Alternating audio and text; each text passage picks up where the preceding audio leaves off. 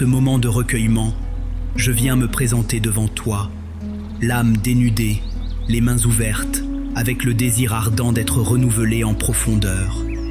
Il y a des saisons où l'esprit se fatigue, où la foi s'use au fil des tempêtes quotidiennes, où les blessures invisibles s'accumulent jusqu'à devenir comme un voile qui obscurcit la lumière intérieure. Dans ces heures-là, Seigneur, il est facile d'oublier la source vive qui coule en nous, ce feu divin qui ne s'éteint jamais malgré les vents contraires. Je viens à toi pour retrouver cette source, pour boire encore à cette eau qui étanche les soifs les plus secrètes. Il est écrit, « Celui qui boira de l'eau que je lui donnerai n'aura plus jamais soif, mais l'eau que je lui donnerai deviendra en lui une source d'eau qui jaillira jusque dans la vie éternelle. » Jean 4, 14. Que cette promesse soit vraie pour moi aujourd'hui, que mon esprit retrouve la fraîcheur de ta présence. Je ressens parfois comme un désert en moi, un endroit sec où les prières résonnent sans se répandre. Parfois, le rythme effréné de la vie, les obligations, les déceptions viennent comme des grains de sable qui sèchent les torrents. Il y a aussi les péchés qui me collent, les habitudes qui me prennent de l'énergie, les décisions que je regrette et qui semblent m'éloigner de toi. Je sais que tu n'es jamais loin, que tu ne t'éloignes pas de moi, mais c'est moi qui me laisse envahir par d'autres voies, d'autres priorités. Ce soir, je viens demander que tu restaures ce qui est abîmé en moi. Viens toucher les lieux où la flamme s'est affaiblie, où les cendres ont remplacé le feu. Viens raviver ma passion pour toi, ma joie de prier, ma soif de lire ta parole. Ô Dieu, crée en moi un cœur pur, renouvelle en moi un esprit bien disposé. Psaume 51, 12. C'est avec ces mots que je commence, car je sais que la restauration commence par un cœur humble qui reconnaît son besoin de transformation. Je me souviens des premiers jours de mon chemin avec toi, Seigneur, quand chaque moment passé en ta présence était une révélation, quand ta parole semblait écrite pour moi seulement, quand la louange coulait de mes lèvres sans effort. Je ne veux pas que ces temps restent seulement des souvenirs. Je crois que tu peux rallumer en moi cette ferveur, cette simplicité, cette confiance enfantine. Peut-être les épreuves m'ont-elles donné de la maturité, mais je ne veux pas qu'elles me volent l'innocence de la foi. Revenez à moi de tout votre cœur, avec des jeûnes, avec des pleurs et des lamentations. Déchirez vos cœurs et non vos vêtements. Joël 2, 12 à 13. Oui Seigneur, ce n'est pas un spectacle extérieur que je viens faire, c'est un cri intérieur. Je ne cherche pas à imiter une émotion passée. Je veux retrouver cette confiance pure, renouvelée par ta grâce. Je viens aussi déposer devant toi mes déceptions et mes douleurs qui ont refroidi mon zèle. Quand les prières restent sans réponse apparente, quand les injustices se prolongent, quand les relations se brisent malgré les efforts, il est parfois difficile de garder le cœur ouvert. Parfois, je me ferme pour me protéger, je me recroqueville sur mes réserves, je construis des murs, mais tu es le Dieu qui restaure ce qui est brisé, qui rebâtit sur les ruines. Tu es celui qui ramène le captif à la maison, qui remet debout ceux qui sont tombés. Il guérit ceux qui ont le cœur brisé et panse leurs blessures. Psaume 147, 3. Je t'ouvre donc ces zones sensibles pour que ton esprit fasse un travail que je ne peux pas faire seul. Je choisis de te laisser accéder à mes déceptions, à mes fatigues, afin qu'elles ne deviennent pas des prisons, mais des lieux de rencontre avec ta grâce. Seigneur, je viens aussi avec un désir de sanctification. Je sais qu'il y a en moi des habitudes, des pensées, des comportements qui t'éteignent, qui éteignent la voix de l'esprit. Je pourrais les relativiser, faire semblant, mais je préfère te les confier. Je sais que tu n'as pas peur de mes échecs, que tu ne fuis pas devant mes fautes. Tu les as prises sur la croix. Je veux être libre, réellement. Je ne veux pas seulement avoir l'air d'un croyant, je veux que mon cœur soit uni au tien.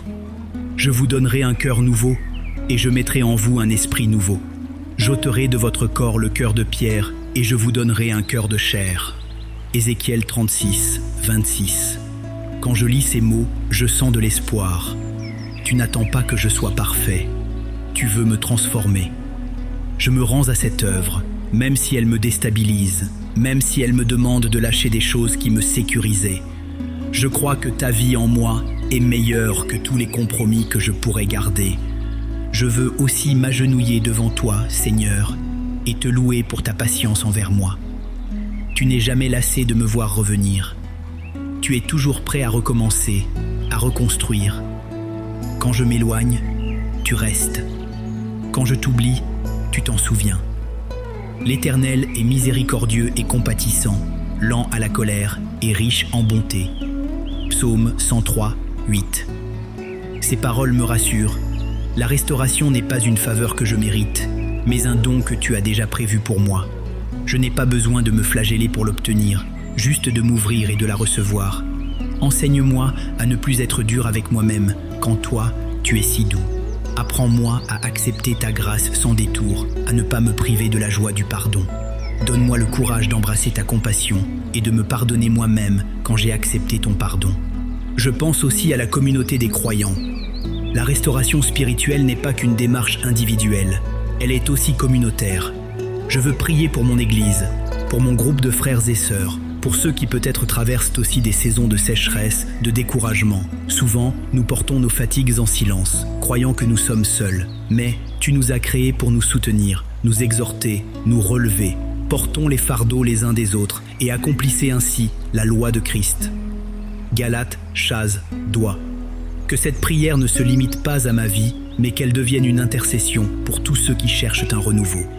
Seigneur, envoie ton esprit de réveil dans nos assemblées, que les cœurs s'embrasent, que la louange reprenne, que la parole redevienne vivante, que les blessures se ferment, que les dons se réveillent.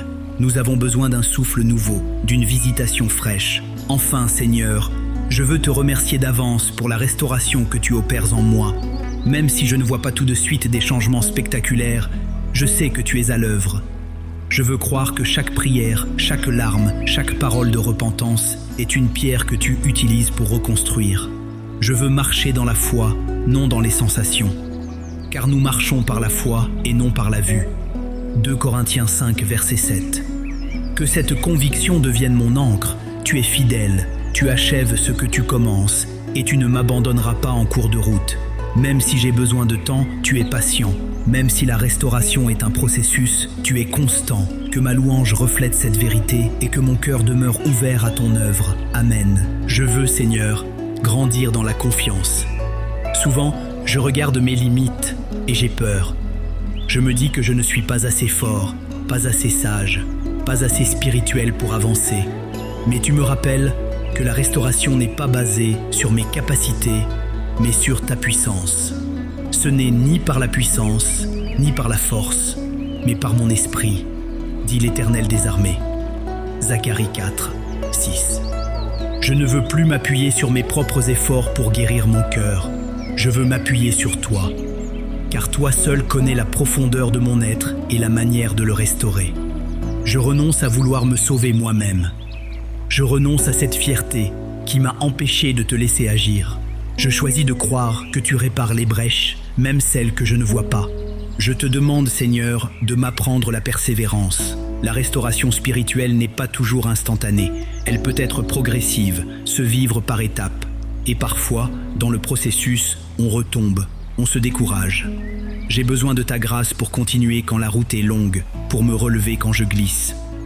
Mes frères, considérez comme un sujet de joie complète les diverses épreuves auxquelles vous pouvez être exposés, sachant que l'épreuve de votre foi produit la persévérance. Jacques 1, versets 2 à 3. Je veux voir même les épreuves comme des occasions d'être affermi, comme des moments où je choisis d'ancrer mes racines plus profond, d'allonger mes branches vers le ciel. Et si je dois traverser des déserts, je veux m'y attacher à ta parole, comme Jésus l'a fait. L'homme ne vivra pas de pain seulement, mais de toute parole qui sort de la bouche de Dieu. Matthieu 4, 4. Que ta parole soit ma nourriture dans les jours de faim spirituelle. Je veux aussi, Seigneur, te prier pour mes émotions qui se balancent. Parfois, je suis submergé par la peur ou la tristesse. Mais tu me dis que tu me donnes un esprit de force, d'amour et de sagesse, pas un esprit de timidité. Car ce n'est pas un esprit de timidité que Dieu nous a donné, mais un esprit de force, d'amour et de sagesse. 2 Timothée 1, 7. Apprends-moi à rééduquer mes sentiments par ta vérité. Quand la peur me dit que je vais échouer, ta parole me dit que j'ai la victoire en Christ. Quand la tristesse me dit que tout est fini, ta parole me dit que tu fais toutes choses nouvelles. Quand la honte me dit que je ne suis pas digne, ta parole me dit que je suis justifié par le sang de Jésus, que chaque émotion soit un rappel de ma dépendance à ta grâce. Seigneur, je t'ouvre aussi mes oreilles spirituelles.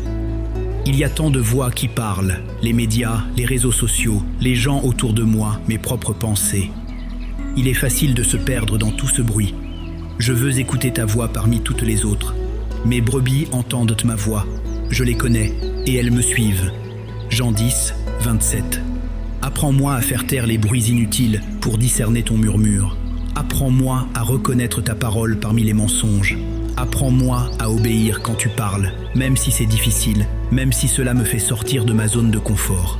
Car je sais que ton esprit conduit toujours vers la liberté et la vie. Je prie également pour la restauration de mon intimité avec toi, Seigneur.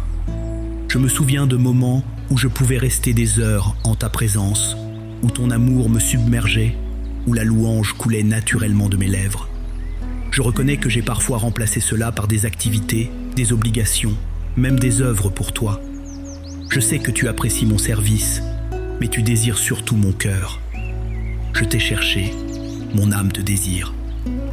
Psaume 63, 1.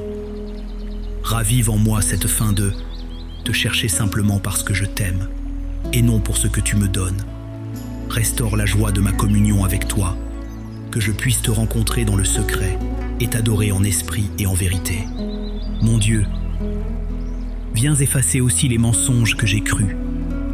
Parfois, je me dis que ma restauration ne sera jamais complète, que je suis trop cassé, trop loin, trop blessé. Mais tu dis que rien n'est trop difficile pour toi. Voici, je suis l'Éternel, le Dieu de toute chair. Y a-t-il rien qui soit étonnant de ma part? Jérémie 32, 27. Je renonce aux mensonges qui me maintiennent dans les chaînes. Je renonce à la fatalité qui me dit que je ne changerai jamais. Je choisis la vérité qui libère, celle qui dit que je suis une nouvelle création en Christ, que les choses anciennes sont passées et que toutes choses deviennent nouvelles.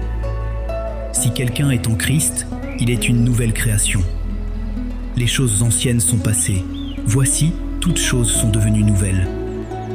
2 Corinthiens 5, 17. En fin de journée, Seigneur, je veux déjà regarder aux fruits de cette restauration. Je sens déjà que tu me transformes, doucement, patiemment, profondément. Je te rends grâce pour chaque petite victoire, pour chaque pensée captivée à l'obéissance, pour chaque réaction transformée, pour chaque prière que j'ai pris le temps de te présenter. Je sais que tu es fidèle.